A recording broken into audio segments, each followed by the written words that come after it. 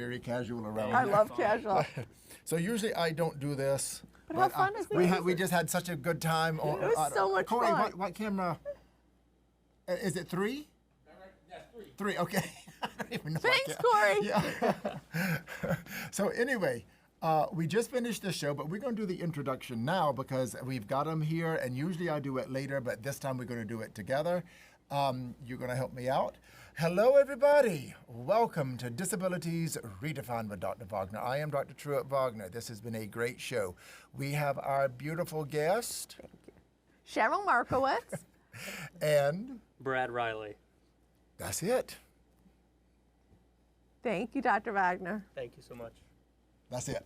Awesome. That was perfect. Perfect.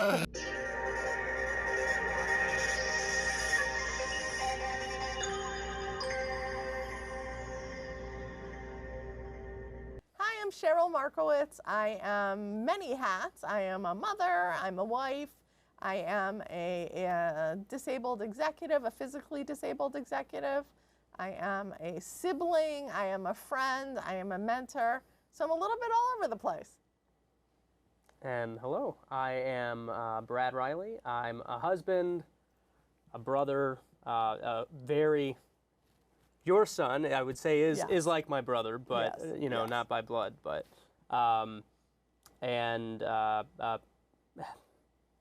professional in healthcare. So I have a YouTube channel called Slaying Dragons with Sheryl.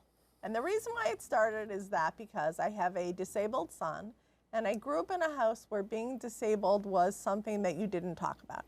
And we dealt with it. My parents were very young when I was born. They just didn't have great skills for dealing with disability. And so I wanted my son to be in a world where he wasn't going to be judged and he felt proud about who he was. So social media, I think it's a mixed bag in many ways. So do I think it's amazing that someone who lives in a rural part of the country can find someone on social media like me or someone in a wheelchair and say, oh my gosh, I can do that, that's amazing. But I also think on social media, you know, you watch movies and the disabled person is grumpy or mean or the bad guy. It doesn't feel great.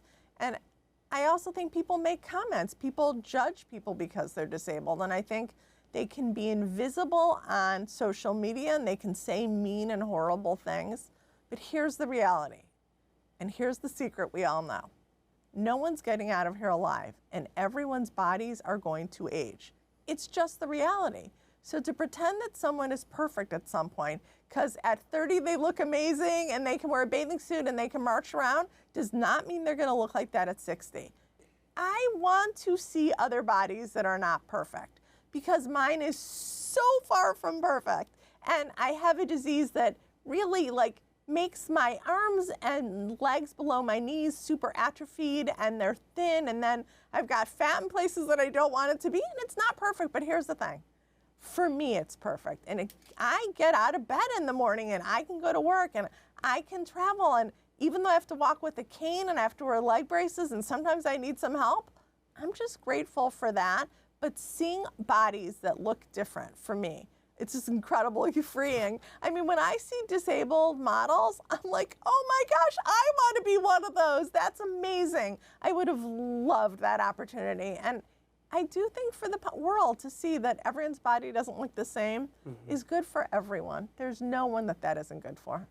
Fashion's fun. It makes you feel typical, and it highlights your soul a little bit. So I love fashion. I really want to help the disabled community with amazing fashion, and that may or may not be something I may be looking into. And I do think that fashion houses should be looking at how do clothes fit either those who are disabled or those who are aging, and what does that mean and what are the implications? It's a huge population. 33% of this country identifies as disabled. That is a very big market. So what do the clothes look like? Are there people who can't stand itchy fabrics because it makes them want to scream? Well, maybe that's something that some of the fashion houses want to deal with. So I love fashion. I think there's many opportunities with them. Fashion for me, though, is this incredibly freeing ability to express myself. And I have I don't know, 50 canes, all different colors. I match them every day like I match my glasses. You know, I think that it's fun. I think there's something really nice about it. And I'm proud that I'm able to do that. And I would love the fashion industry to expand a little bit because I think there's endless possibilities.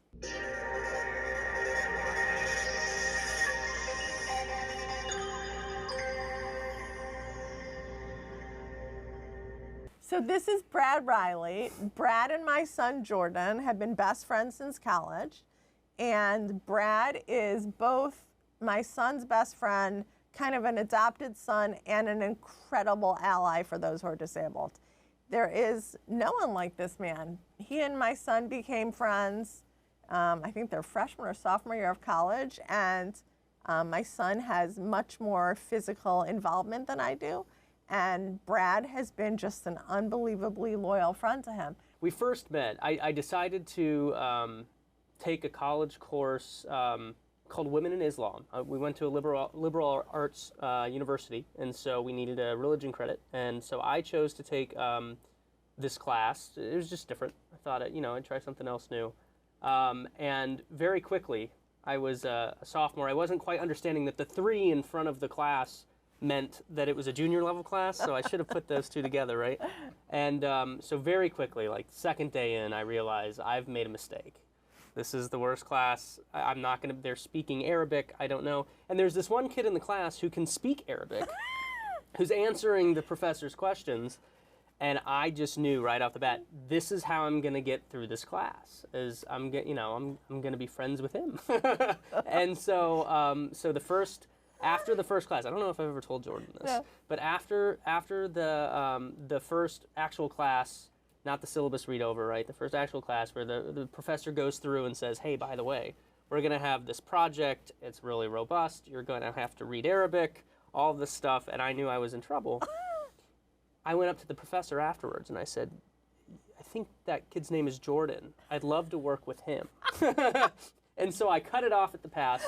And then my understanding is Jordan then was outreached by the professor and was said, hey, by the way, congratulations, you have a partner that is excited to work with you.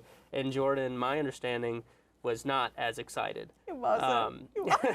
He wasn't. I grew up with a sister who is disabled. And so to me, my sister has mosaic Turner syndrome. She has severe scoliosis. She struggled carrying backpacks in school, so she had to have a rolling bag. I grew up going to endocrinologist meetings and different specialists and different things as a kid, right? So hopping in the car and going with my mom and sitting in the doctor's office was just another day. And so for me, I grew up with that. And I didn't look at her as somebody who's disabled. I looked at her as my sister, right? And so I think that, for me, really translated when I met Jordan.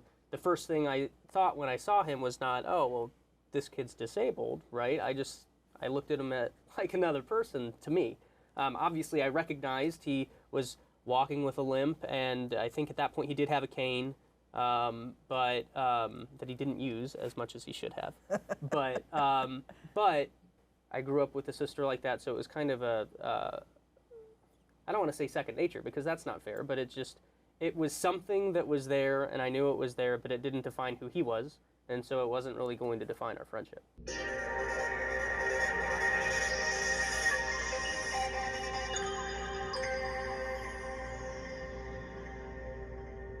When Jordan was a kid, and he was really difficult, he's super stubborn and a pain, honestly. And someone said to me, why are you so strict with him? And I said, well, no one wants to be helpful to someone who is a brat. I don't care if you're disabled or not. If you don't say please, if you don't say thank you, if you don't have some gratitude, I don't care if you're disabled or not. I don't care. I don't care. He was going to grow up and be an adult and be gracious no matter what, if it killed me, because I think it's easy to give in to people who have any disability. I don't think that's a gift. I think it's not treating people like what you can expect from them. And I think we owe to one another to hold one another up to a standard of dignity and grace that we hold ourselves to.